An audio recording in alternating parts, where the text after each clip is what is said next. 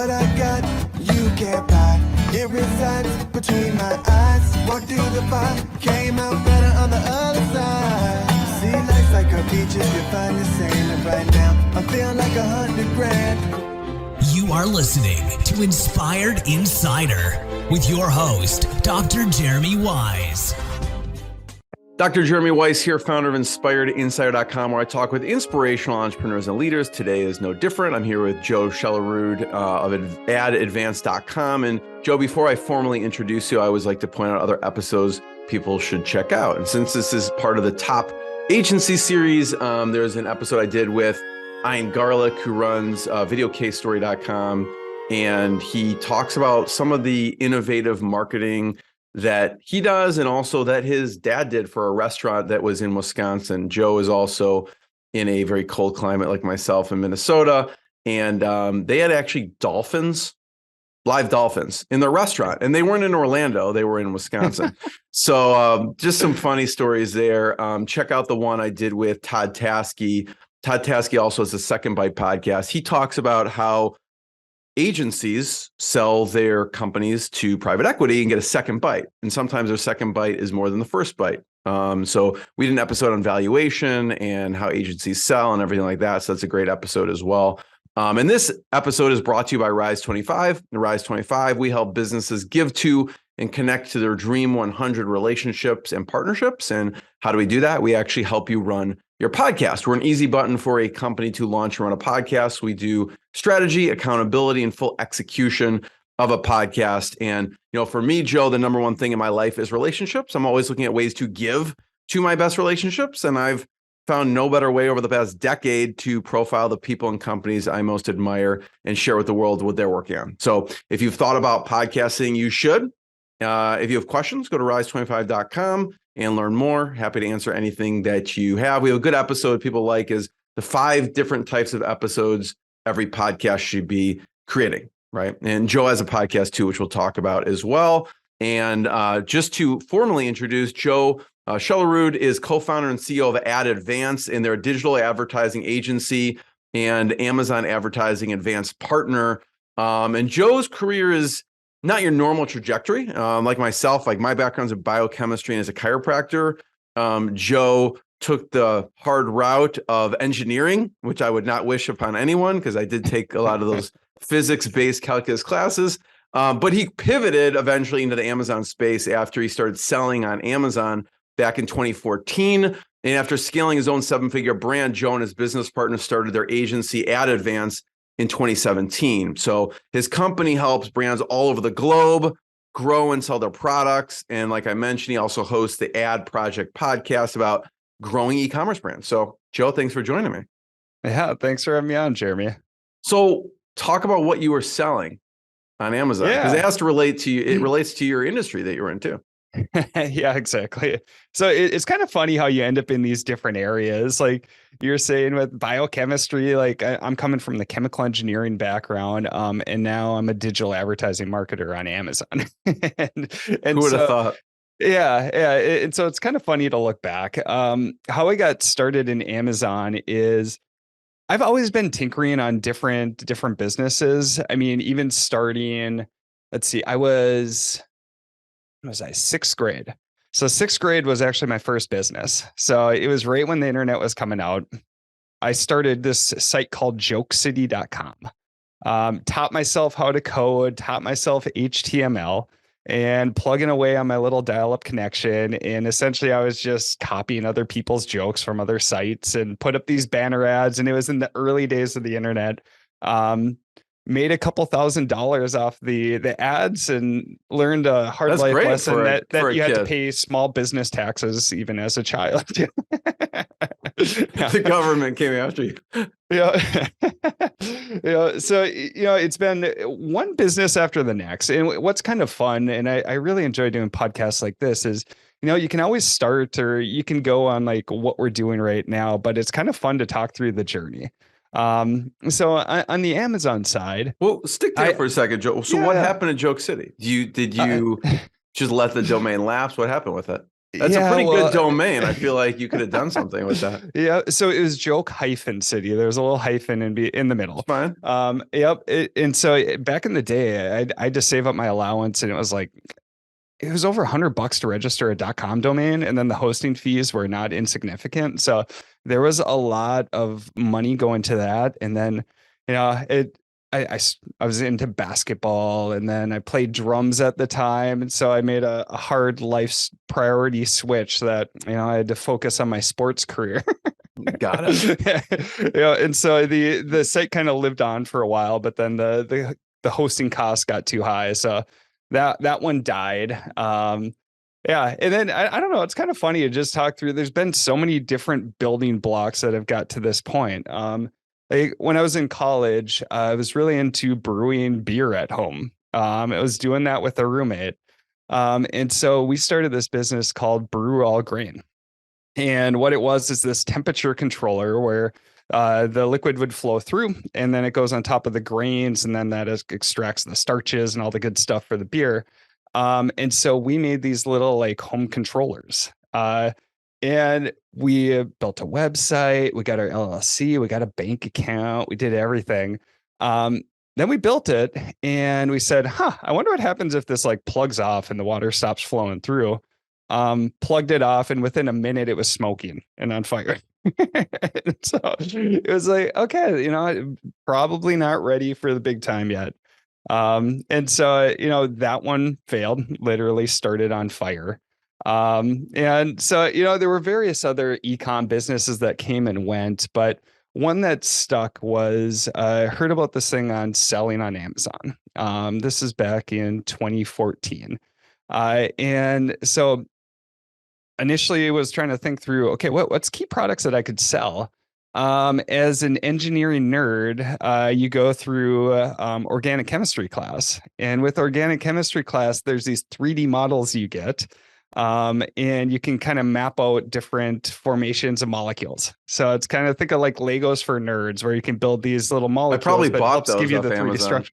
Yeah, and I'm sure you've had to do the exact same thing. So you can relate to the chair flip with cyclohexane and all that good stuff. And at the time it was like $80, and it just came from one of the major book providers, huge markup. And so it's like, there's probably an opportunity here. So went out, found a producer, set up the product, redesigned it, included better atoms that would go in to make the molecules, bunch of stuff there, and launched that business. And that one took off, and it was doing pretty good. And as I was growing that business, one piece that I had to start doing was advertising for myself on Amazon. So for those who aren't aware, there's a lot of sponsored ads that show up, and it can get your product to the top of the search page. And so I wanted to be ranked higher than some of these established molecular kits from the big bookstores. And so I'd advertise for myself. And as I was doing that, built up some tools for me that I thought were good at the time. Now it's kind of fun looking back and seeing what they were looking like at the time. But at the time they were pretty cool. And figured that, I could probably start helping some other sellers. And so that's really like the foundation of Ad Advance, and where it started. It was just fulfilling the need for myself for another business. What mistakes do you find people make with advertising on Amazon? Oh, yeah. So there's many mistakes that you can make with advertising on Amazon. I think a key one is honestly starting to focus on advertising too quickly. So from the start, you need a solid product. You need if you think of it kind of like with the corollary, which many people are probably can relate to, like on Google. So if I set up advertisements on Google and I send them to a landing page, but the landing page looks terrible and the messaging isn't clear on what I'm selling, and the form to submit doesn't even work, my advertising is not going to make sense. It's not going to work. It could be targeting, it could be set up perfectly, but if it's not going to convert after the click, I'm just wasting money. And so one mistake I see is people getting into advertising too quickly before really focusing on the product itself, focusing on how it looks on Amazon, making sure that it's going to convert well, making sure that it's a true competitor to what else is out there. And so one mistake is honestly getting in too early. You're wasting money and wasting time. And first, if you perfect that product, if you perfect that landing page, now when you run advertising, you can scale it really quickly. And it's kind of the same approach we took for Ad Advance too. So my co-founder, Matt, and I, for the first 2 years for our agency, we first focused on the product. So we built out the software and the tools and really fine-tuned the process and how we set up ads. Traditionally with an agency, you scale really quick and then you try to build up the tools as you go. We took the first 2 years and really focused on that product first.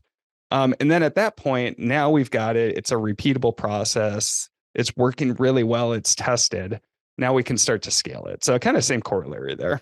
Yeah. So people don't focus on totally optimizing their listing, which is, they're just going to be kind of flushing money down the toilet if they're sending someone to something that's optimized. I mean, I've been to, Amazon products I was going to buy, and it really didn't have much information. They don't have the right images there. They don't have the bullets that I'm looking for.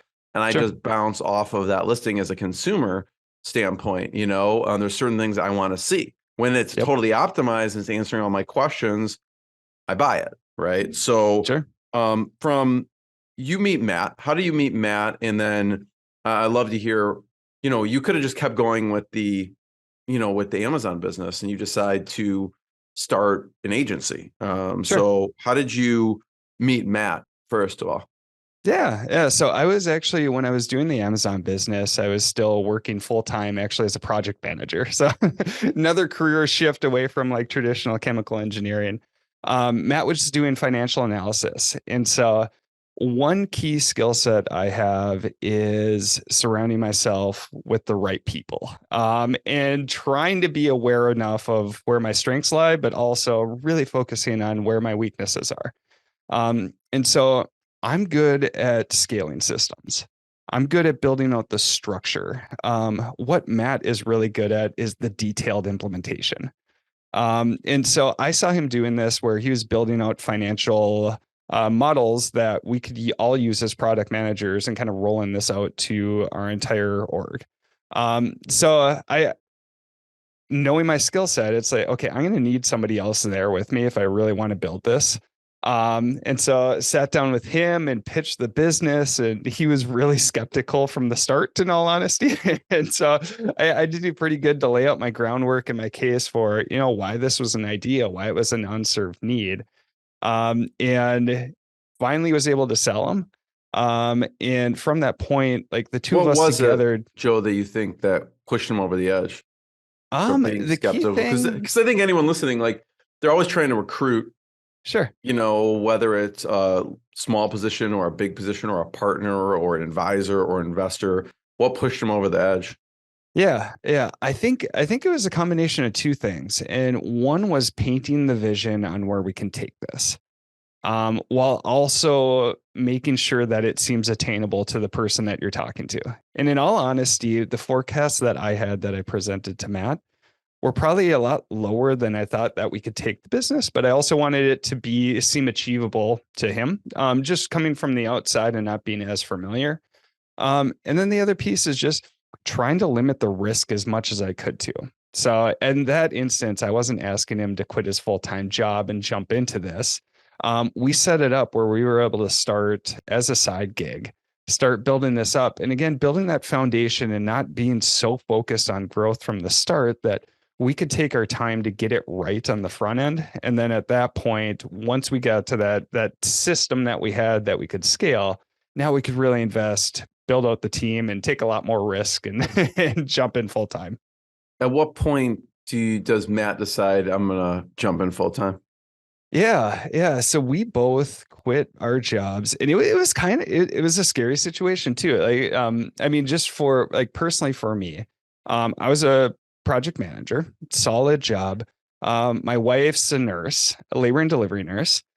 We just had our third child, and we decided that we're going to go full time into this. And at the same time, we wanted to travel more with the family.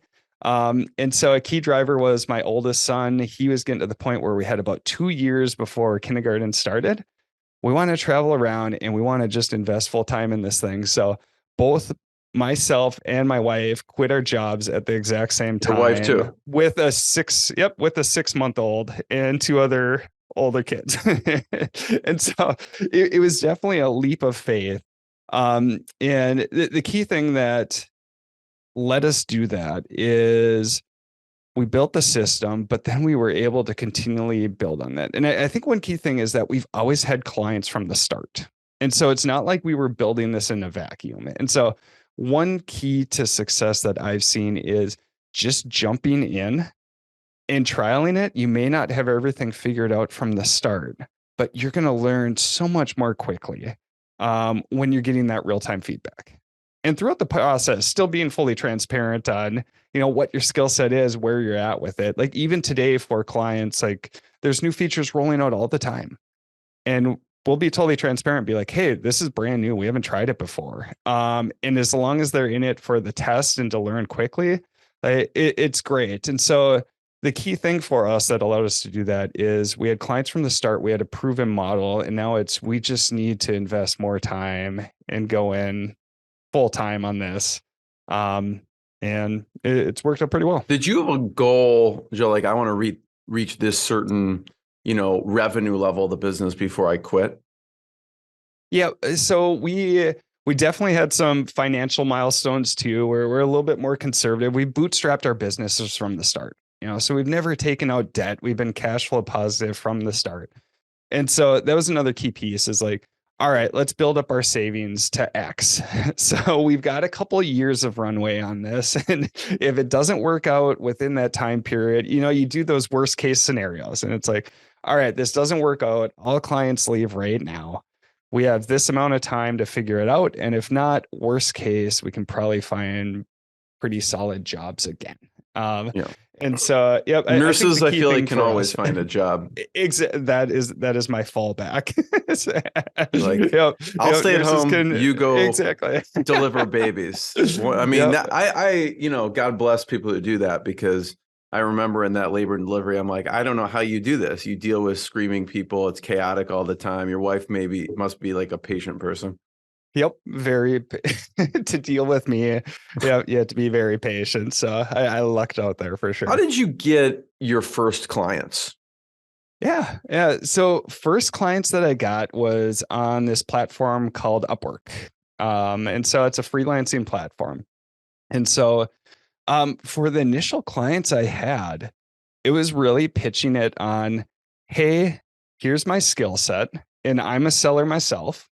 I've built out these systems and I want to continue building them and utilizing them for our accounts. And so it was pitching it where, all right, I'm going to help optimize your accounts. And this was the really early days of Amazon too, where everything was really new. And so there wasn't a lot of tools out there. And so one cool approach that we took was those initial client relationships. It was like, all right, we're going to come in and we're going to be optimizing your accounts. But at the same time, it helps to fund that continued development in the tech and the software. And again, you learn really quickly when you're implementing these items. And as long as you have clients who are cool with that and understand where the industry is at, you can help. It's great because you get paid by them to, one, help them, but two, also build on your tech and your processes and your learning. So that's where our initial clients came from. And that was a great platform for a while to continue to build on those initial clients for the agency.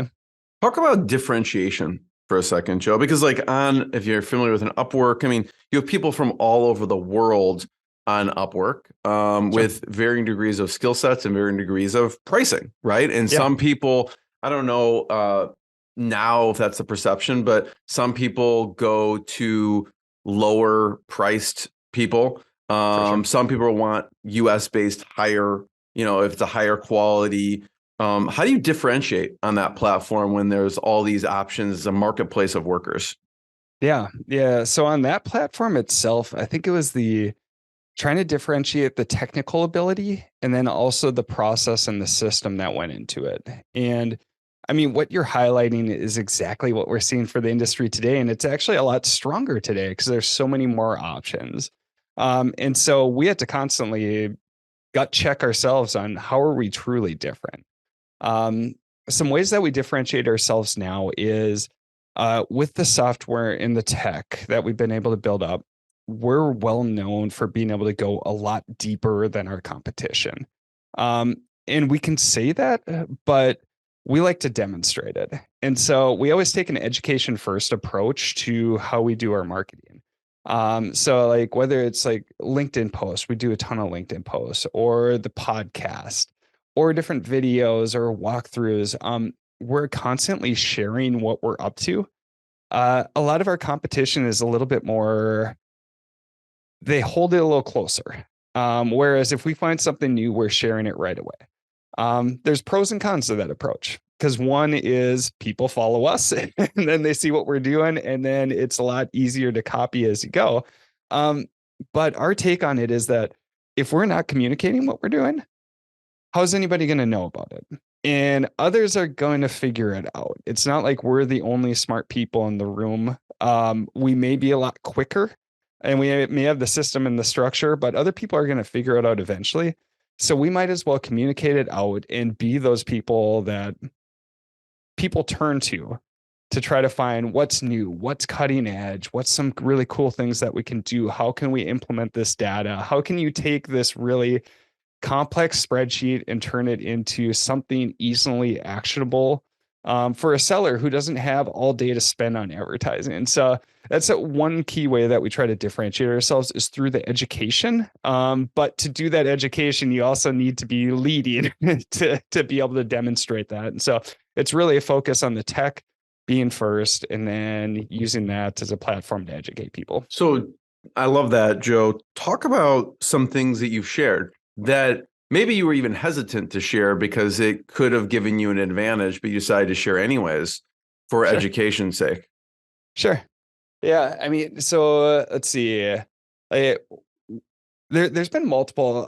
I guess one that we've done. So one thing that we found is that we're from Minnesota. Minnesota is known as being Minnesota nice, and that it's not. There's not all nice people in Minnesota, but one thing we try to do is we try to hire a lot of like genuinely awesome human beings. And we're big believers in relationships. And one relationship we've been able to build up over time is with Amazon itself and the Amazon advertising group. There's constantly new features and betas that are coming through. And they're looking for early testers, just like we are with our clients, like which clients are really big into testing early. And so we get early access to a lot of these new features that are coming out. And so we always have to work with Amazon in exactly when they want us to communicate these items out. But like so Amazon just had this new release. It's called Amazon Marketing Stream. And up to this point, we could just see advertising data on a daily basis. Amazon Marketing Stream allowed us to break it into hour chunks. So really cool, because you can see the different shopping patterns throughout the day, and it varies quite a bit. So Jeremy, if you come in on Amazon and you click on an ad at 5 a.m. in the morning versus 3 p.m. in the afternoon, your intent to buy is going to change quite a bit between those two time periods. And so if we can take advantage of that, we can get a much better return on our advertising. And let's let our competition spend at 2 a.m. during the worst time of the day, and let's spend later in the day when people are more likely to convert. So there's two approaches we could have gone with that. Is one, we could have given these general updates and said, okay, high level, here's what's happening. And we have this machine learning model, which we do, that optimizes all these bids and everything, but we could have kept it really close. Instead, we put out different reports sharing our learnings and also sharing how sellers who say can't pay for our services or are already happy with who they're with right now, how they can implement those. And so they may not be able to optimize bids by the hour, but maybe you can just run your ads from 5 a.m. to 5 p.m. Pacific time, which is going to be the golden hours. And so we share that information. And so our approach is that. So is that true? Are those the golden hours? Yep. It's either 5 a.m. or 6 a.m., 5 to 6 o'clock, those 12-hour blocks, those are the golden hours to advertise for sure. I love it. Yep.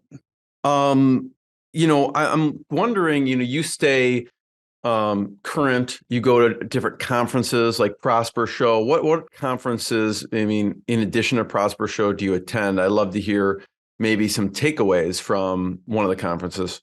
Yeah, yeah. I mean, so Prosper Show is always the biggest one in the Amazon space. Some ones that I was really excited about. Amazon put their first in-person conference together in a few years called Amazon Accelerate. It was in Seattle, and especially for the first conference, they did a great job putting it together. And it drew a ton of sellers in the space.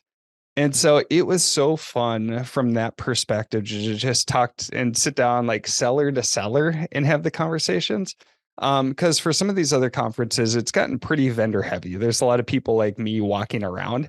Amazon Accelerate was an awesome one where it just drew in a ton of sellers coming in.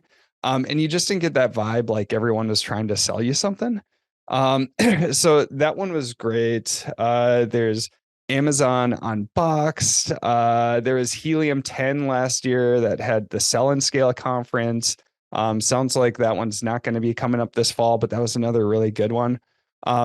It's fun. Any of these conferences are fun just because while Amazon is this monster ecosystem, when you go to these conferences, you see the same faces over and over again. And so it is this small, tight-knit community within this monster ecosystem. And I don't know, there's just so many genuinely awesome people at these conferences that it's so fun. And there's just nothing better than being able to sit down and talk in person. All the online stuff is great. But just being able to sit down and talk with these folks, like, I don't know, I genuinely enjoy these conferences just because there's so many awesome people in the space. I love to hear, Joe, we talked about technology, you built your own technology, and what kind of technology that you look at to help your business. I do want to mention, people can check out the podcast I did with James Thompson. He's one of the founders of Prosper Show with Joe Hansen, and also Chad Rubin is one of the founding people, and Eitan Weiner, who also is one of the founding people of Prosper. It's a great show. So from a technology standpoint, Joe, what do you use? You built a proprietary system, it sounds like. Yep. So we, again, like anything else with the business, we've gone through multiple iterations. So our first iteration was not like this fully built out software solution. It was all Excel based, and we taught ourselves VBA and macros in the background. Quickly started breaking workbooks, and so I had to scale up. So now we're fully hosted system, MySQL, Python based primarily. We have a lot of machine learning algorithms set up to try to optimize or predict future conversion rates or different items where we can switch bids up. We've got campaign funnel structures, which are constantly filtering down keywords, product targets. So, from our perspective, like what's been nice as founders is both Matt and I can get pretty technical. And so, for our development team, we can specify pretty specifically what we're looking for, where I know a lot of others have kind of struggled on that too, just because it's a different way of thinking once you get into the software side. And feel like that's really helped us out, especially as the world has transitioned to more and more data. Like when I started in Amazon, it was infinitely like easier than what it is now, just because there's so many more tools out there. So I think just our DNA being kind of like tech, data, software first has really helped us to be able to pull out the insights and the items that we need to help feed into the education that we're putting out or how we optimize accounts for our clients. Yeah. I mean, I think, Joe, it's a unique perspective and thought process on building a company, because not everyone is going to want to build a technology, right? At all. And so I'd love to hear the evolution of your hiring. So it's you and Matt. Who are the next people that you decide to bring on, and what positions? Yeah. I mean, so the major initial hires that we had were actually on the development side in the early stages. And then I had one other person, actually two other people who came over from my Amazon selling account to start helping us out on the advertising side. And so that's grown into like full-time positions on the advertising side, but it was awesome having people with the seller experience from the start. And then also the development side. And so our first hires were not account managers, like to work with clients. It was Matt and I working with clients. It was Matt and I starting to develop and working on the software because we could see what the clients were looking for. Okay, here's what we want. We're getting really annoyed with having to pull all these Excel reports all the time. Like, hey, can we develop this integration with the API so we can get these reports all the time? And hey, we're getting really annoyed that we're having to push all these bid updates every day. Can we build that out? And things just kept building there. So really, it was the developer side.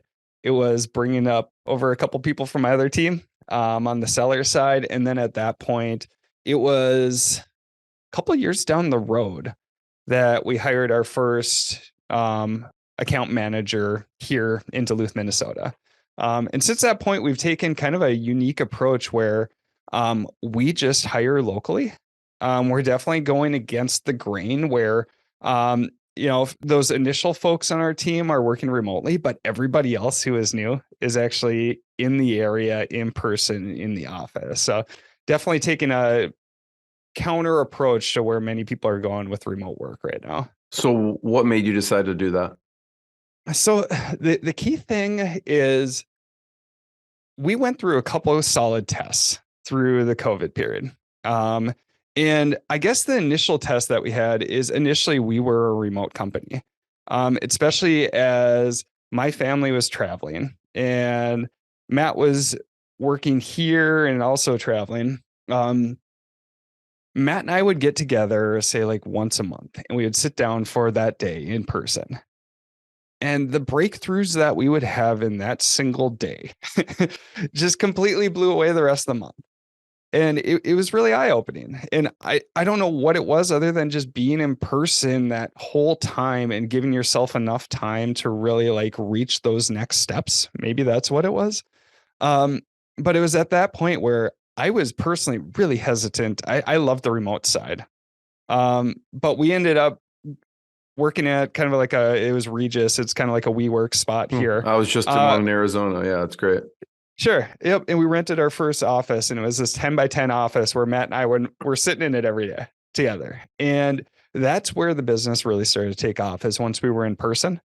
And what we found is that just trying to develop the culture, and we have to move really quickly in the digital advertising agency because it's constantly changing, and trying to do that remotely or training new people remotely was so much more difficult than everybody being in person. And you overhear different conversations. You can just shout across the room to somebody else. The interaction and the collaboration that you get in person just seems to be so much more solid and meaningful. There's definite cons to it, including, all the janitorial work and things that I get to do on the side every once in a while in the office. But at the same time, like there's so many major pros that we've seen: the culture, the training, the being able to respond quickly. Those are all major pieces that we've seen, which has driven us to kind of go against the grain there. I know being an engineer, you're a systems person. I love to hear when you onboard a hire, what does it look like from a training perspective? Sure. Yeah. And when we onboard a hire, and this took me a little while to get to too, just being an engineer, I love black and white things. And culture is always so fuzzy. So I remember being in culture training in like previous jobs, and it's like, okay, what does this all mean? Like, just give me the numbers and the facts and I'll go with it from there because I'm an engineer. So before even the onboarding piece, like, skills are awesome, but I can teach skills. I have a much harder time teaching a way of approaching things or the culture that somebody brings, the perspective, the drive. Like, I can't teach somebody who wants to constantly trying to be seeking to figure new things out or pushing themselves. And so the first thing that we really do is focus on those right aspects that we feel like is going to lead to a long-term success.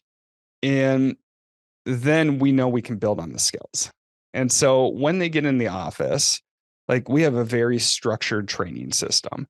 So from a system standpoint, like, it's a list of, I don't know, it's like 90 some things. We actually pared this down quite a bit because it got really crazy.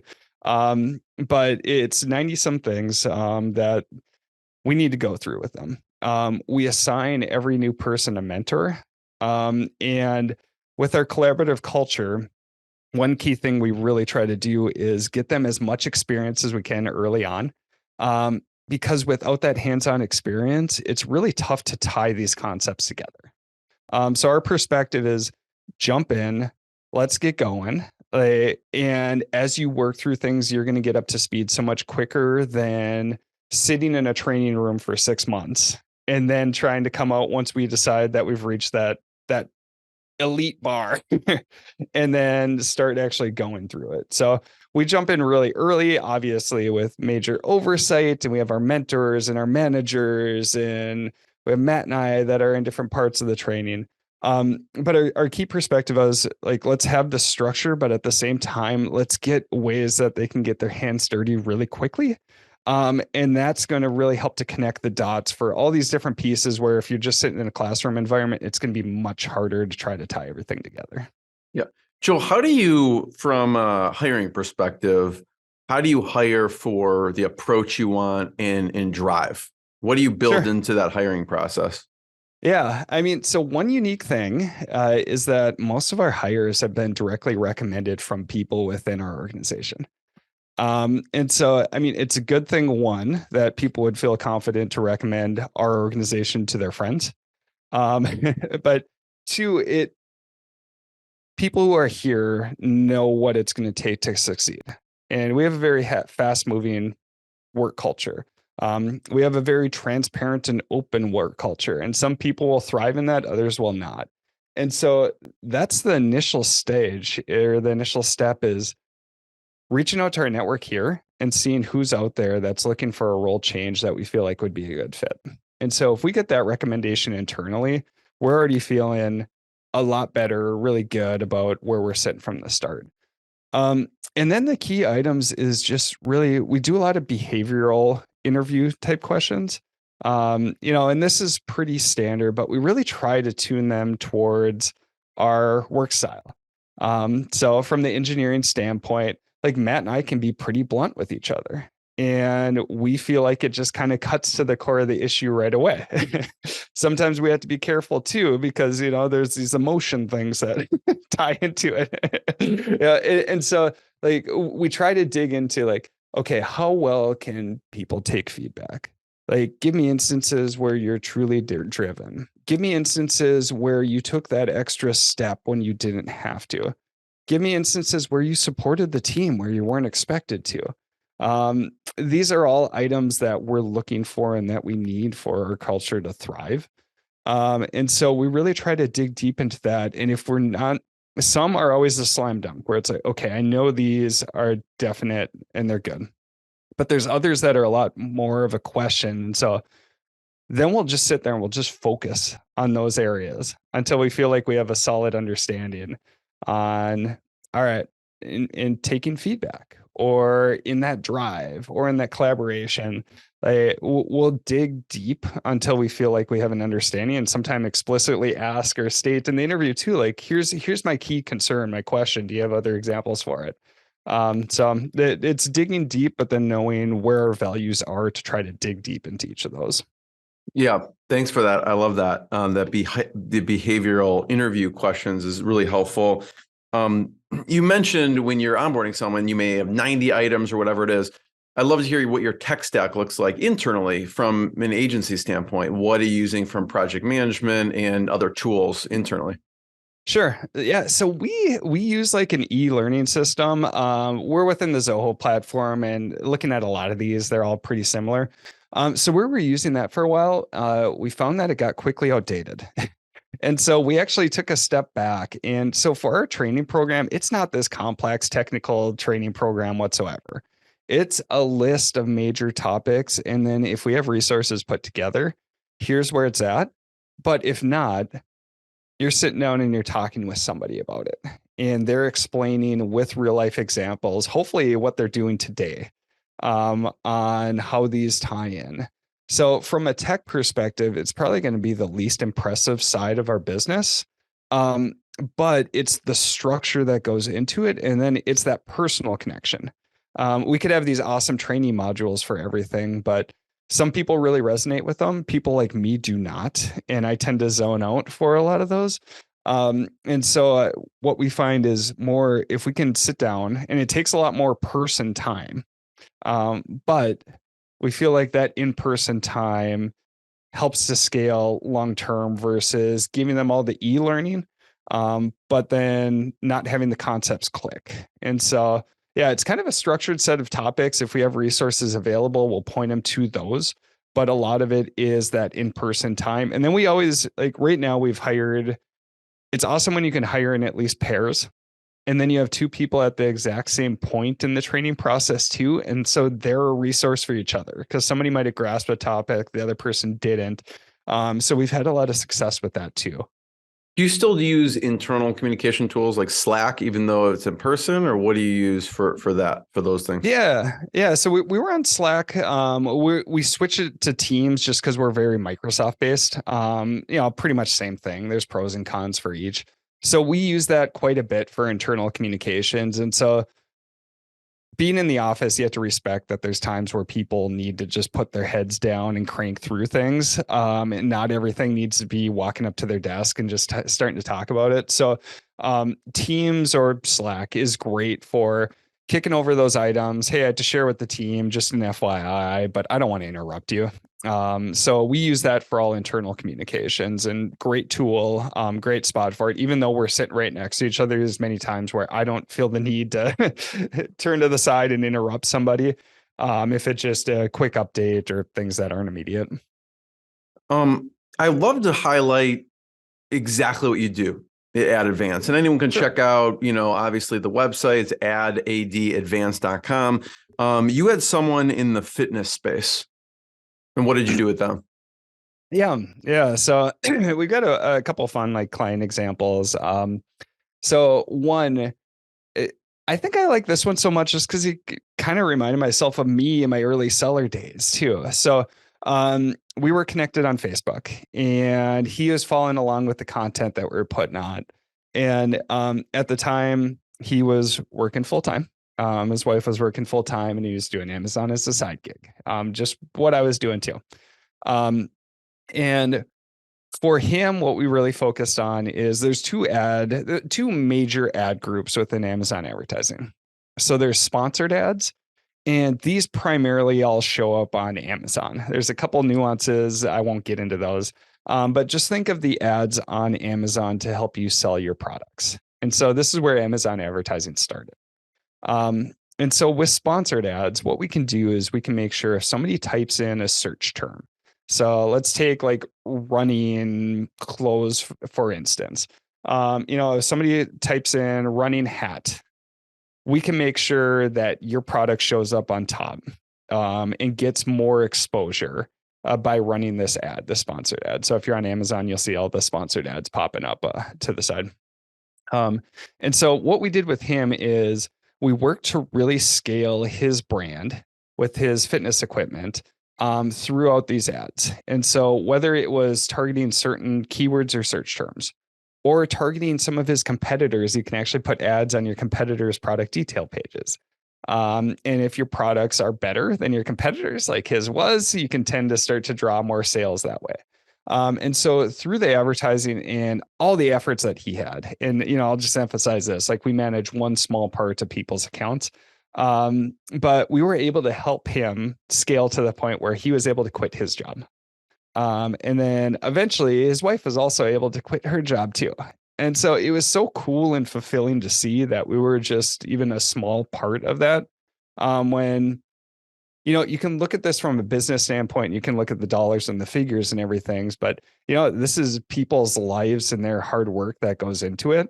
And so that's really like some of the really fun, cool experiences when you can see that direct impact that what you have that cascades to others.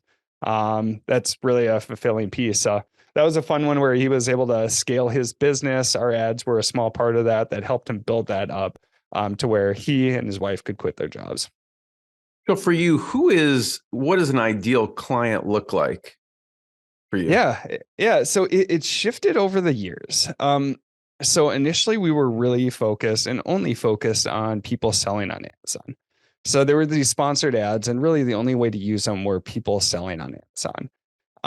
But recently, Amazon's launched this other product called it's Amazon DSP, and it's Amazon display ads. So for anybody advertising on Google, it's like the Google equivalent of display ads just on Amazon. And some really powerful things is that, if you look at advertising data, Google is looking at your search behavior, and they're trying to tie that into what you're going to buy. If you look at Facebook, they're trying to take your social behavior and turn that into what you're potentially interested in or going to buy. For Amazon, what's really cool is that it's actually what you're buying. And so you can get these very targeted audiences who are going to be very interested in your ads. And so one fun instance that we've had is we've been able to use Amazon's advertising, and these ads show up offsite. So if you've ever been on like weather.com or any other sites and you see Amazon's listings that kind of follow you around, those are Amazon ads. But we're able to advertise for companies that are not on Amazon. So one instance is we're advertising for this nationally known insurance company. And we had to advertise for individual agents in different geolocations. And so at one point we had to upload 38,000 different creatives for these different ads. So kind of how the ads show up into the system. And we're able to do this through our software. So while it took some time to develop it, it's not as big of a deal for us because we have the software to do it. But once we uploaded these 38,000 creatives, Amazon reached out and they said, hey, you just crashed our system. We've never experienced this amount of creative uploads. And we had to work through it with them for a day or two. They were able to work it out, and we're constantly pushing the bounds of their system. But what's so fun about this is with the insurance agency, from like a cost per acquisition standpoint, we're hitting one of the lowest marks that they have outside of any channel. And the key way we're able to do that is just from the audience targeting that we're able to get on Amazon. And we're just able to get deeper too with our technology, where we can get much more targeted and fine-tuned to the people that we're showing these ads to, and then also where they're shown. So a fun instance. So just so you know, if you're listening to this, Amazon advertising is not just for Amazon sellers. If you are a digital advertising spender, if you're spending on Google or Meta, you should definitely consider Amazon too, just because they have a lot of awesome targeting options. And then they also have some really unique supply sources for your ads. And then people are watching the video. There is, obviously you could be listening to the audio, but there's a video here. We're on advance.com, and then we're on the Amazon DSP page. Is there anything we should point out here for people to know? I think the key thing, so we talked about the audiences. The other cool piece is Amazon has brought in all these other companies to help build on where you can show ads. So whether it's Prime Video, Thursday Night Football is huge. So Amazon just purchased the rights to show Thursday Night Football. Through Amazon's DSP, you can now show your advertisements on Thursday Night Football. They own Twitch, so the big video streaming service. They bought IMDb, so IMDb TV, which was rebranded to Freevee, if you've heard of Freevee before.